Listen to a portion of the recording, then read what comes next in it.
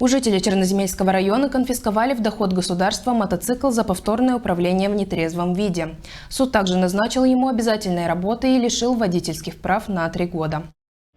Судом установлено, что житель Черноземельского района, будучи подвергнутым административному наказанию за управление транспортным средством в состоянии опьянения, не сделал для себя должных выводов и вновь управлял транспортным средством мотоциклом в состоянии опьянения.